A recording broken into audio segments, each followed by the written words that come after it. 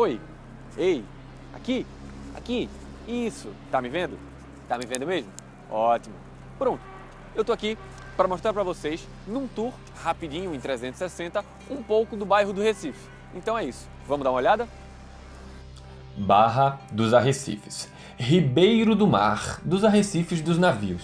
Os extensos paredões formados aqui na frente do bairro do Recife, ou Marco Zero, são exemplo vivo da origem do nome da capital. Olhando aqui do alto, se pode perceber no horizonte a ilha que compõe o bairro do Recife, com seus prédios antigos, ruas largas e um denso azul que faz frente a todo o espaço aqui que a vista alcança. A gente, aqui em Recife, sente o Recife antigo como carinhosamente nós chamamos ele, como se fosse o coração da cidade.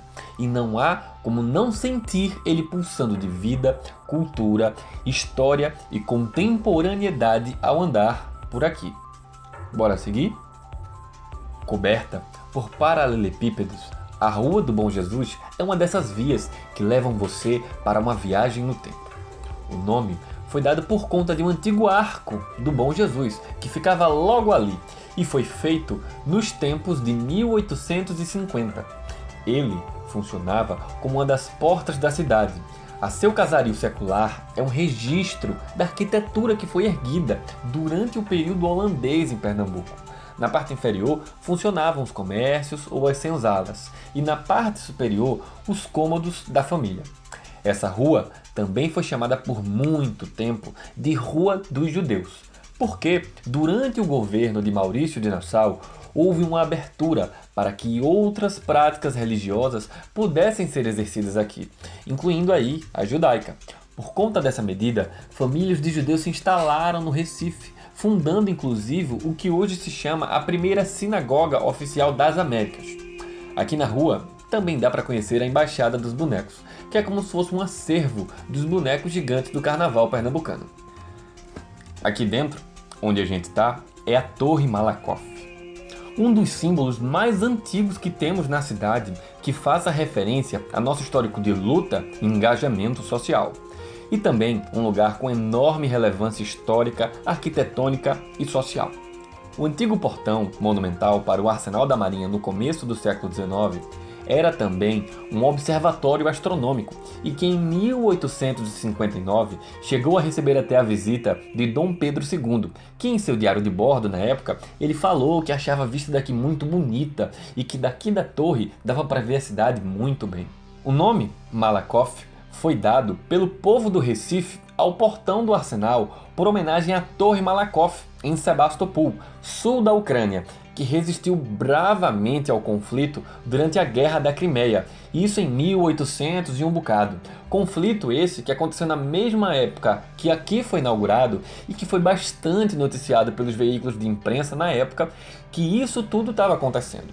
Os tempos passaram e quando os arsenais da Marinha foram extintos, a torre foi transferida para o patrimônio do porto daqui do Recife, sendo depois abandonada e até ameaçada de demolição para a construção de obras mais modernas. Foi aí que, nesse contexto de ameaça de demolição, vimos um grande grupo de pessoas da sociedade civil, sob a liderança de instituições literárias e culturais da cidade, e nomes como Mário Melo, Gilberto Freire e pessoas que foram muito importantes para a gente aqui na época, mobilizarem-se contra a demolição, usando como exemplo a própria resistência da Torre Malakoff da Guerra da Crimeia, dos idos da construção. Mas vamos seguir o caminho? Essa aqui é a Ponte Maurício de Nassau, um dos legados da presença holandesa no nordeste do Brasil durante o século XVII. A estrutura, que fica aqui por cima do rio Capibaribe, é cercada de histórias. A construção foi inaugurada em 1643, 3 anos após o início das obras. Ela foi feita na época toda em madeira para ligar essas duas margens do rio que cortam a cidade. E essa ponte foi uma empreitada grandiosíssima na época e foi a primeira ponte da América Latina. Além disso, essa ponte também carrega uma das lendas mais curiosas da cidade. Trata-se do caos do boi voador. Já ouviu falar? Segundo dizem os historiadores, a obra estava demorando mais do que o previsto. E a desconfiança das pessoas com a construção estava ficando tão grande que as pessoas estavam comentando que era mais fácil fazer um boi voar do que ver a ponte terminar. Aproveitando a situação, Maurício de Nassau prometeu que no dia da inauguração faria um boi voar por cima da ponte e cobraria um pedágio para os que quisessem passar por ela e ver o ocorrido acontecer. E no dia foi dito e feito. Colocaram uma corda suspensa de um canto a outro da ponte, pegaram o couro de um boi inteiro e empalharam e fizeram ele amarrado passar por cima da ponte suspenso. A presepada foi tão bem sucedida que no dia o evento rendeu 20.800 florins, não pagando cada pessoa mais do que 2 placas à ida e 2 à vinda.